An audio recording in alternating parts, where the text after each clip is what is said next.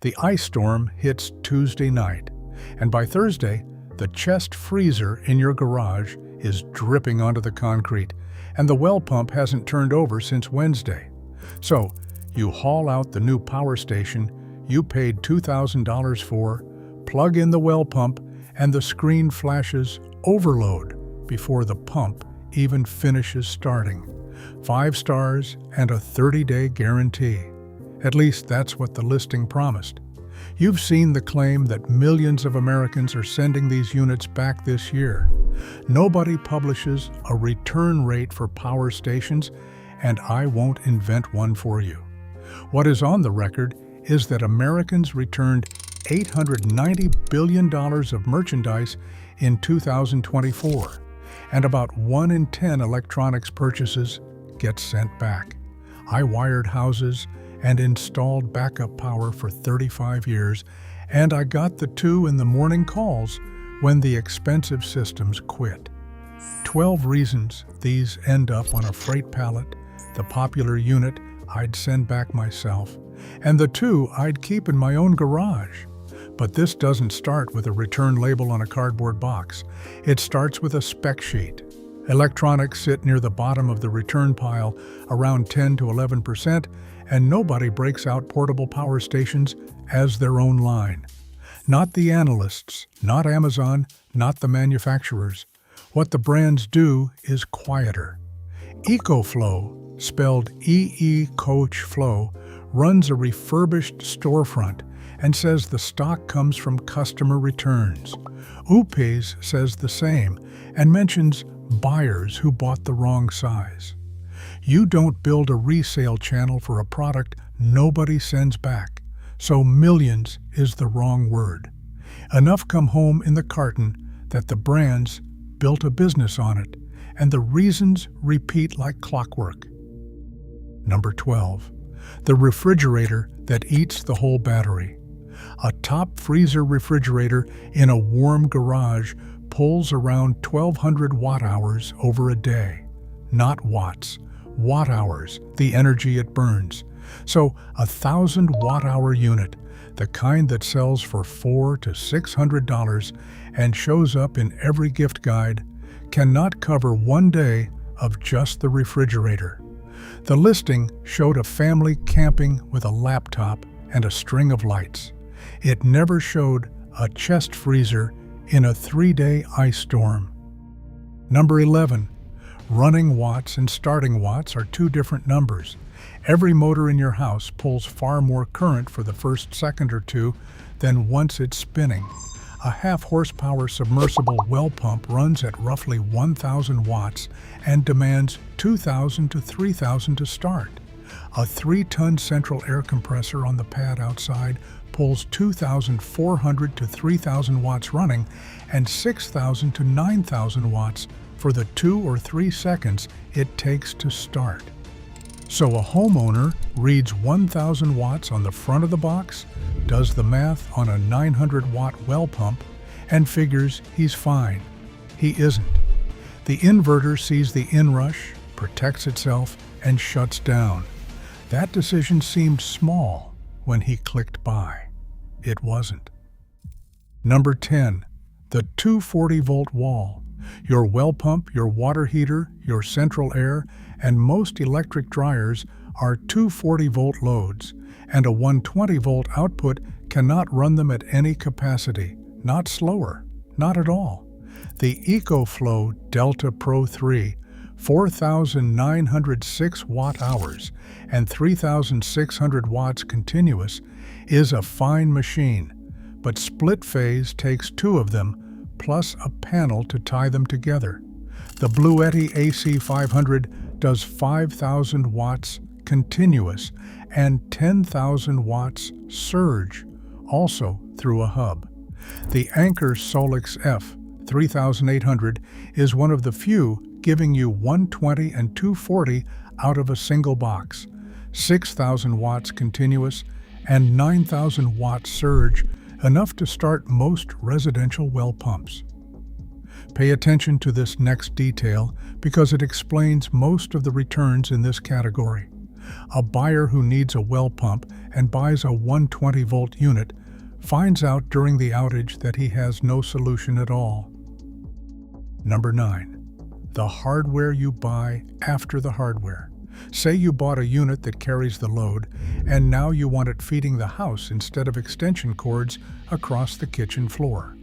The EcoFlow Smart Home Panel 2, the 12-circuit unit sold at Home Depot, runs $1,299 to $1,599 for the box alone. Owners report another $500 to $1,200 for a licensed electrician, more if the service panel needs work first. That install is not optional and not a weekend project. Any permanent tie to your house wiring needs a proper transfer switch or interlock kit, installed by a licensed electrician and inspected under National Electrical Code Article 702.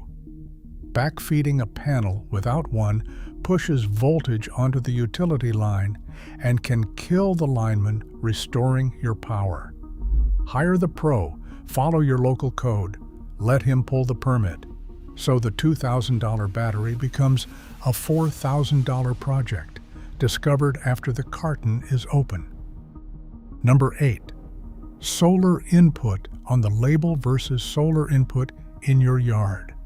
Real panels in a real yard deliver 70 to 85% of nameplate once you account for angle, temperature, haze, and the sun moving. Nothing is broken when that happens. That's just physics.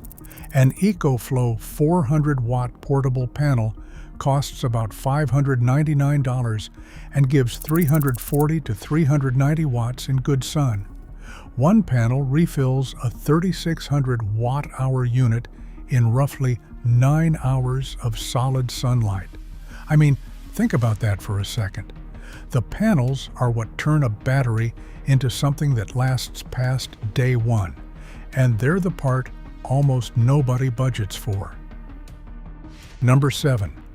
The weight and the freight trap that comes with it. The Anker Solix F3800 weighs 132 pounds, and each expansion battery adds 72 to 75 more. The EcoFlow Delta Pro 3 is 113.5 pounds by EcoFlow's own spec sheet. The Jackery, spelled Jack-Air-E, Explorer 5000 Plus, is about 135. Now, the policies. EcoFlow gives 30 days from delivery, and the buyer pays return shipping, plus a transaction fee of 2.6% on a credit card. Bluetti gives 30 days on direct purchases. The buyer pays freight unless the unit is defective, and their policy reserves the right to refuse a return on a used product. Best Buy allows 45 days with a 15% restocking fee on certain opened items. Costco is the outlier and the reason experienced buyers shop there. 90 days on electronics and major appliances. Opened units accepted. And no, I'm not making that up. On a 132-pound unit shipping by freight, a change-of-mind return can cost more than a decent portable generator. If you're getting something out of this, hit subscribe. I go through this gear every week, no affiliate links, and I say which one I'd actually buy. By January 1st of 2026, the math on all of this changed, and we'll get there. First, the one thing that separates a unit still working in 10 years from one that's tired in 4. Number 6, chemistry and the sacred cow nobody wants to name. There are 2 battery chemistries here, and they are not close. Lithium iron phosphate, printed on the box as LFP, is rated 3,000 to 6,000 cycles before it falls to 80% of original capacity. NMC, nickel manganese cobalt, runs 500 to 1,500. Same box, same ports, same app, 4 to 6 times the working life on one of them. Now the part people don't like. The Jackery Explorer. 3000 Pro, 3024 watt-hours, one of the most recommended units in this space, uses NMC, rated at roughly 800 to 1000 cycles. Nothing about that unit is broken, and nothing about it is a scandal. What you have is a camping and job site battery sold to people planning for hurricane season, and if you cycle it hard on a well pump, every summer you will feel that difference long before the neighbor with lithium iron phosphate does. So here's the verdict, and it sits in the middle of this video on purpose. For a fridge, lights, a modem, and a CPAP, the Bluetti AC180 at 1152 watt-hours for $499 works out to about 43 cents a watt-hour on lithium iron phosphate, and that's the best value in the category right now. For real backup, the Anker Solix F3800 3840 watt-hours lithium iron phosphate, native 240 volt, 9000 watt surge, and a 5-year warranty is the one I'd put in my own garage. It has been discounted as low as $1,999, near 52 cents a watt-hour. The EcoFlow Delta Pro 3, around $2,599, roughly 63 cents a watt-hour, is the close second. The buyer who returns his unit at the 90-day mark usually isn't returning a bad machine.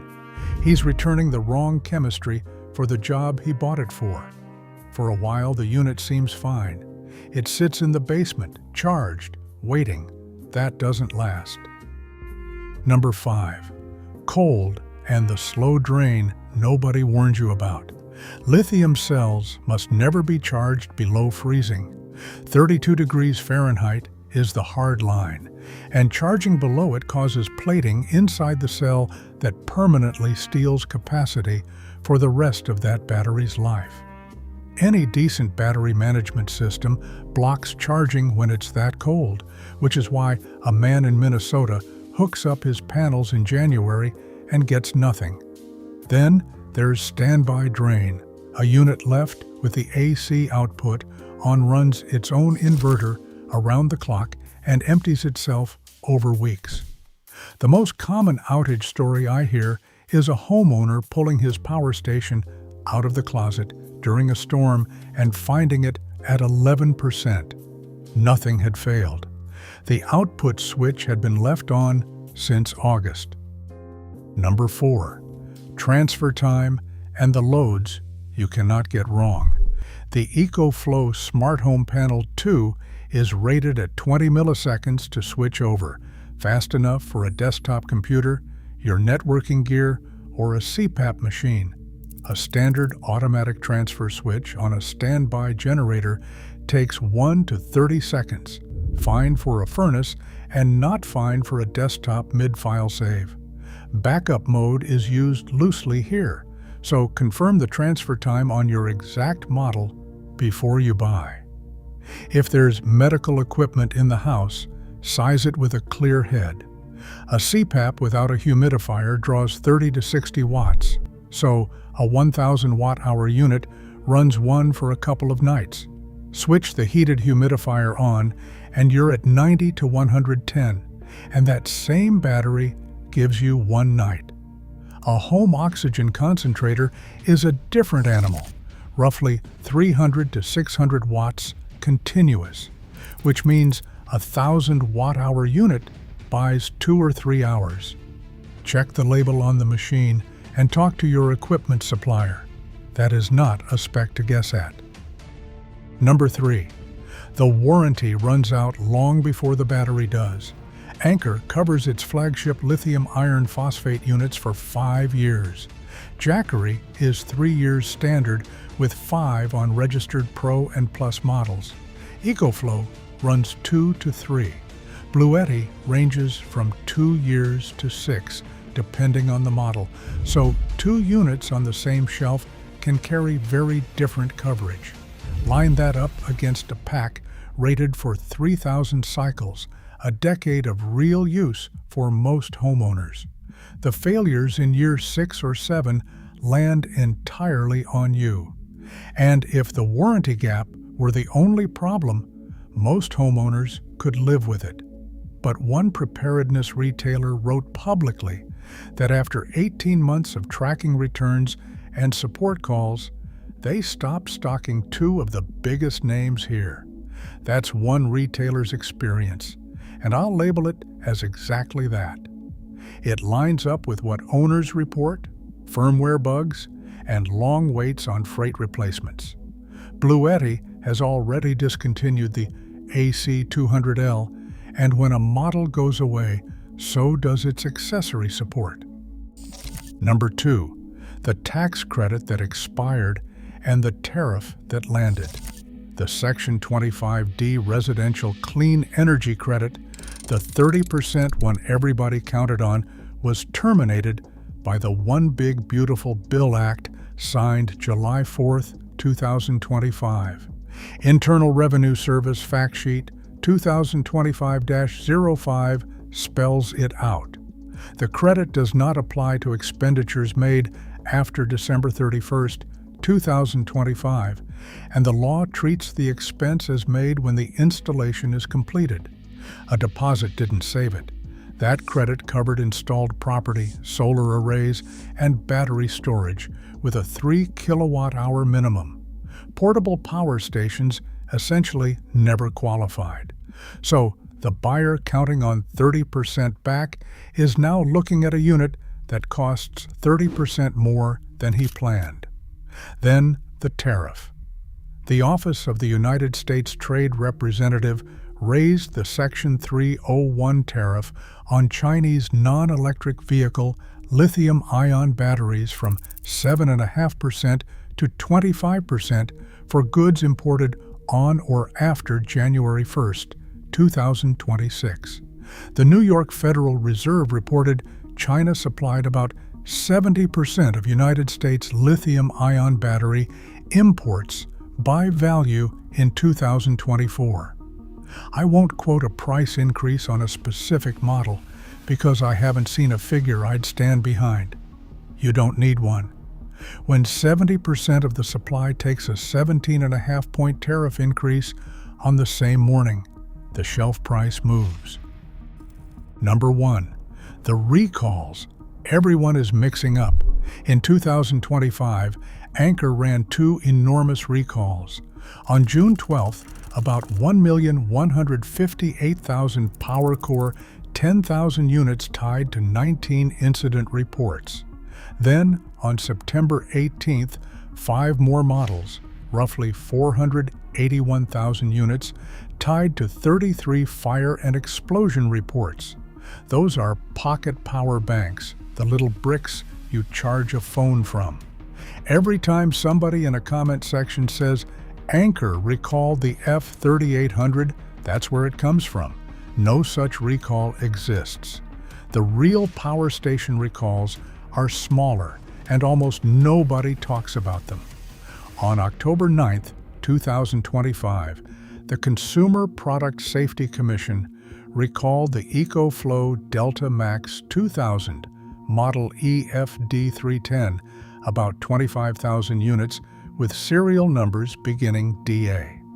6 reports of these units catching fire, with property damage over $850,000. The remedy was a free firmware update, not a return, so a fair number of owners are sitting on a fire risk recall right now with nothing having shown up on their doorstep. This next part is the one even the brand loyalists can't argue with.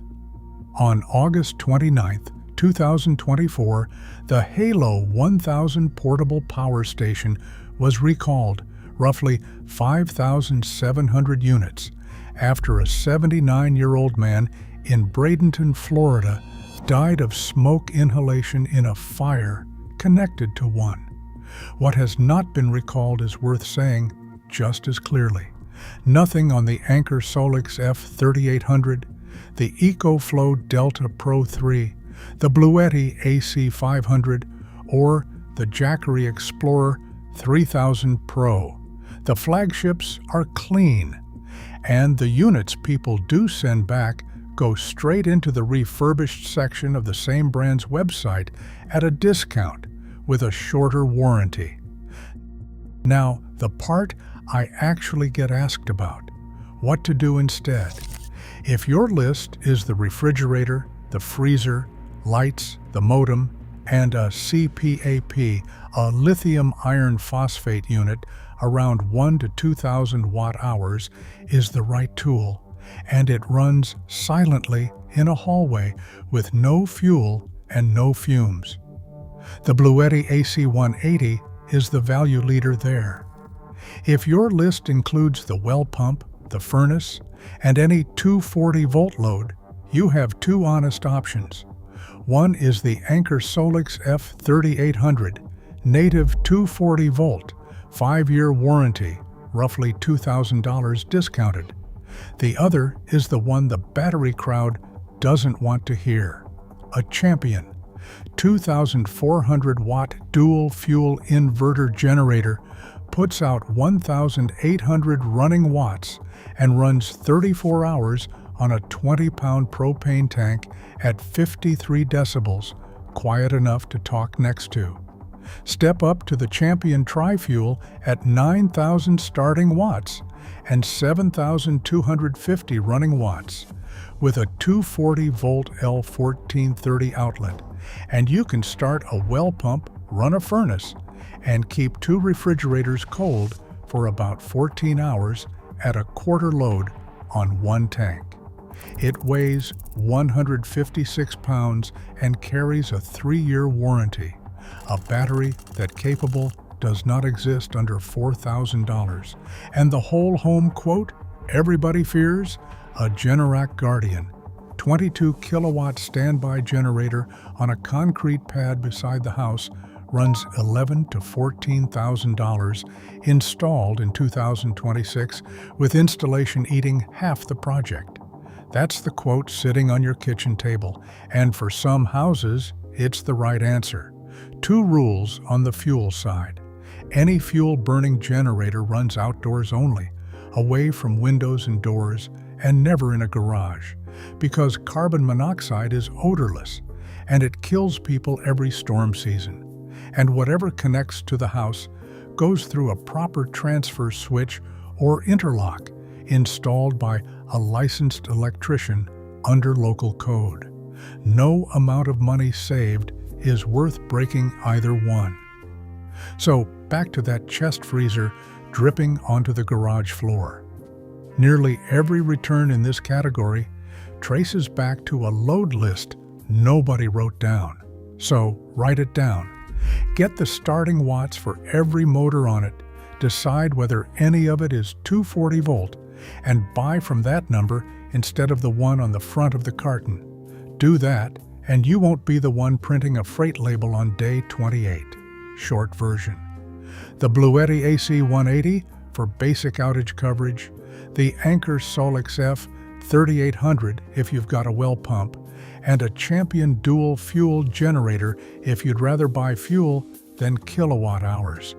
I'd skip the NMC units for storm backup, regardless of the badge on the front. Tell me in the comments what's on your load list, because I read them, and the electricians and generator techs down there catch things I miss. Subscribe, and I'll see you on the next one.